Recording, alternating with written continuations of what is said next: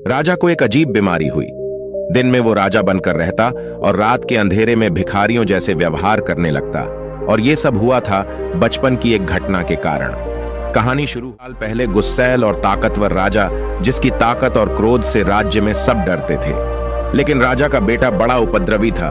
वो किसी की बात न सुनता और कभी कभी तो शैतानी की सारी हदें पार कर देता। एक दिन बेटे की शैतान ने सैनिकों को आदेश दिया, रात में जब ये गहरी नींद में हो तब इसे दूसरे राज्य के जंगल में छोड़ा हो।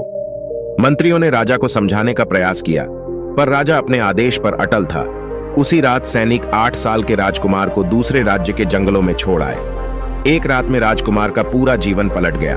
महल के विलास में रहने वाला अब दर दर की ठोकरें खाने के लिए मजबूर हो गया। राजकुमार भीख मांगने लगा, कुछ मिलता तो खा लेता, नहीं तो भूखे ही सो जाता। का गुस्सा शांत हुआ तब उसने राजकुमार को ढूंढवाया, लेकिन राजकुमार चलते चलते कहीं दूर शहर पहुंच गया। समय की मार और लोगों की कार के साथ राजकुमार अपना बचपन और पहचान भूलकर पूरी तरह भिखारी बन गया। समय अपनी रफ्तार से चलता रहा। 20 साल बीत गए। 8 साल का बच्चा अब 28 साल का जवान हो गया।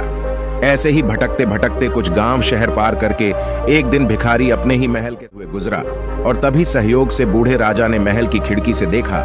वही चेहरा, वही राजा ने बेटे को एक झलक में पहचान लिया। राजा ने तत्काल सैनिकों को आदेश दिया, इस भिखारी को पकड़ो और जल्दी महल में लेकर आओ। राजा का आदेश सुनकर प्रधानमंत्री ने अचंभित होकर कहा, राजन, आपको भिखारी से क्या काम? हे राजा ने कहा, प्रधानमंत्री जी, ये जो भिखारी दिख रहा है असल में मेरा पुत्र है, इस राज्य का राजकुमार है। मैंने इसे कहाँ नहीं ढूंढा, लेकिन संयोग से यह खुद वापस अपने घर आ गया। राजा का आदेश सुन के दौड़े लड़के ने जब सैनिकों को अपनी तरफ आते हुए देखा तो वो घबरा गया। शायद महल के सामने भीख मांगना अपराध है, इसलिए ये लोग मुझे पकड़ने के लिए मेरे पीछे आ रहे हैं। लड़का भागते भागते बाजार की भीड़ में घुस गया और सैनिकों की आंखों से ओझल हो गया। सैनिक वापस महल लौटे और राजा से कहा, महाराज, वो भिखारी हमारे हाथ नहीं आया। हमें देखते ही वो तेजी से दौड़ा और बाजार की भीड़ में खो गया। प्रधानमंत्री जी सैनिकों की बात ध्यान से सुन रहे थे। राजा के पास गए और स्थिति को भकर कहा, महाराज, शायद आप उसे कुछ याद नहीं है, आप धीरज रखिए, हम राजकुमार को ढूंढ लेंगे। प्रधानमंत्री ने राजा से कहा, लेकिन जब हम उसे महल में लाए तब आप एकदम से मत बताइए कि वो आपका पुत्र है। इस राज्य का राजकुमार है महाराज, क्योंकि ये बात बहुत गंभीर है।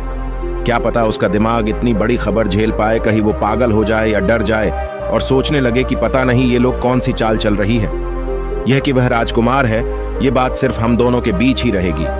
फिर प्रधानमंत्री ने सैनिकों से कहा, उस भिखारी लड़की को ढूंढ लो और उसे कहो कि इस राज्य में भीख नहीं मांग सकते। हर किसी को कोई ना कोई काम करना पड़ता है। उससे कहो कि तुम्हें महल में साफ सफाई का काम करना होगा। आज सैनिकों को वही बाजार में भिख मांगता दिखा। सैनिक उसके पास गया और कहा, ये लड़के, तुम भीख नहीं मांग सकते, तुम्हें कुछ ना कुछ काम करना होगा। लड़के ने कहा, मुझे कुछ आता नहीं, इसलिए मुझे कोई काम नहीं देता। सैनिक ने कहा, राजमहल में सफाई करने वाले की जरूरत है। अगर तू चाहे तो ये काम तू कर सकता है, नहीं तो तुझे बंदी बना लिया जाएगा। लड़का राजमहल में साफ सफाई का काम करने लगा। 1 महीना काम करने के बाद उसे बगीचे में माली का काम मिल गया। इज्जत की रोटी खाने से धीरे धीरे भिखारी का खुद पर विश्वास बढ़ने लगा कि मैं राजमहल का माली, कुछ आत्मसम्मान, यह का भीतर कुछ करीमा पैदा हुई। कुछ दिन और बीते और उसे दरबान का काम दे दिया गया। राजा भी कभी घूमते घूमते मुस्कुराते हुए लड़के की तरफ देखते, उसे बहुत अच्छा लगता।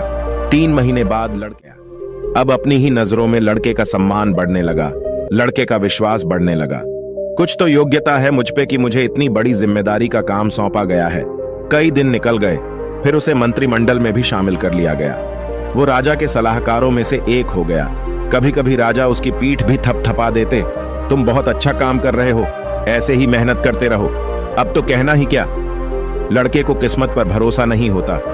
एक दिन प्रधानमंत्री ने राजा से राज्यसभा में कहा, महाराज, मेरी उम्र हो चली है, इसलिए मैं प्रधानमंत्री के पद से निवृत्त होना चाहता हूं और अपनी जगह किसी योग्य और युवा उम्मीदवार को प्रधानमंत्री बनाने की सिफारिश करता हूं। राजा ने मंजूरी देते हुए कहा, ऐसा ही किया। विचार विमर्श हुआ और सर्वसहमति से उस भिखारी लड़के को प्रधानमंत्री बनाया गया।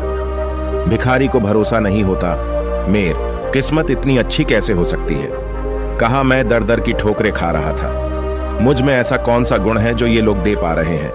अब तो दिन में कई बार लड़के का राजा के पास आना जाना होता रहता था। एक दिन राजा ने उससे कहा, अब तुम्हें सत्य बताने का समय आ गया है। उसे राजा ने आंखों में आंसू भरकर कहा, वास्तव में तुम मेरे ही पुत्र हो, तुम असली राजा हो। लड़का यह सुनकर स्तब्ध रह गया। अगर ऐसा था तो आपने मुझे पहले क्यों नहीं बताया? राजा ने कहा, अगर हम तुमसे 4 साल पहले एकदम से यह बात कहते तो तुम्हें यह बात हजम ना होती। तुम कुछ भी प्रतिक्रिया कर सकते थे, इसलिए यह 4 साल का समय खर्च हुआ। लड़के ने कहा, राजन आप रोइए मत, आपने अच्छा ही किया। उस समय में कुछ समझ ही नहीं पाता। आज आप कह रहे हैं तो हल्की हल्की स्मृति होती है। महल की दीवारों को, यहाँ के दरवाजों को देखकर लगता है ये पहले भी कभी देखे हुए है। अब वो लड़का राजा बन गया, सिंहासन पर बैठ राजा घोषित हो गया। लेकिन एक विकट समस्या पैदा हो गई। रहता, लेकिन रात में एक सूती कपड़े में कुछ खाना बांधकर तकिए के नीचे छुपा लेता और सारे कपड़े और कीमती सामान चादर में लपेटकर सीने से लगाकर सोता। फिर एक दिन पिता ने उसे ये सब करते हुए देख लिया। कुछ दिन भी धैर्यपूर्वक ही देखते रहे। बोले, तुम अकेले में इस तरह का व्यवहार क्यों कर रहे हो? तुम्हें किस चीज की कमी है जो तुम खाना और कपड़े रात में पकड़कर सोते हो? पिताजी, मैं नहीं जानता कि मुझे क्या हो रहा है। मुझे सदा भय बना रहता। बार बार सब पर शक होता है कि कहीं ये सब मुझसे छीन ना जाए, कहीं लोग मुझे मार ना दे। मुझे हर समय खुद पर संदेह बना रहता है। क्या मैं सच में राजा बनने लायक भी हूं या नहीं? इसी कारण मैं रात में भिखारी बन जाता हूं।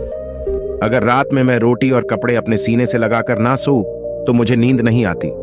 राजा को नौजवान की चेतन राजा है, लेकिन पिछले 20 सालों का अवचेतन मन इसे कैसे स्वीकार करे? जो रेखाएं गहरे मन में खींच गई थी वो बार बार उसे भिखारी महसूस कराती। इसी मानसिक विरोधाभास के कारण राजा बीमार रहने लगा। बेटे की हालत देखकर पिता ने सन्यासी बाबा को बुलाया और उन्हें सारी समस्या बताई। एक सन्यासी बाबा ने कहा, इसके ऊपर सम्मोहन के कुछ प्रयोग करने होंगे। जब से यह ऊपरी सतह पर राजा बना है तब से इसके अंतर्मन में बया है, इसलिए यह डर और चिंता में जीता है। अब चेतन मन तक की धारणा बैठानी होगी कि यह साहसी और सक्षम राजा है। सन्यासी युवा राजा को यह गमित्र की अवस्था में ले जाकर सुझाव देते, मैं राजा, मैं सक्षम हूं, शक्तिशाली हूं, मेरे लिए कुछ भी कठिन नहीं है, मुझे किसी चीज की कमी नहीं है, सब मुझे पसंद करते हैं, मेरा सम्मान करते हैं। सन्यासी बाबा हर रात सोते समय इन्हीं भावनाओं के साथ उसे सुला देते। धीरे धीरे राजा के अंतर्मन में साहसी और सक्षम होने की भावना बैठती गई और भिखारी होने की भावना क्षीण होती गई। पुराने डरावने हो गए। दोस्तों, आपके शरीर और मन को कमजोर बनाए वो पाप है और मैं कमजोर, ये मानना तो सबसे बड़ा पाप है। स्वामी जी कहते हैं कि ब्रह्मांड की सारी शक्तियां पहले ही हमारी ही है, जो अपनी आंखों पर हाथ रख लेते हैं और पूछते हैं कि कितना अंधकार है, हम जो चाहे वो कर सकते हैं। लेकिन हमारे अवचेतन मन में अहंकार नाम का एक लाचार भिखारी बैठा है, जो खुद को आत्मा से, परम शक्ति से अलग मानता है, इसलिए हमेशा कमजोरी और चिंता महसूस करता है। चेतन जब अपनी शक्ति पहचानता है तब वो राजा ये अच्छा भविष्य देख सकता है, पर विश्वास कर सकता है। लेकिन जैसे ही ध्यान हटाओ वैसे ही आप चेतन मन में बैठा हुआ भिखारी पूरे।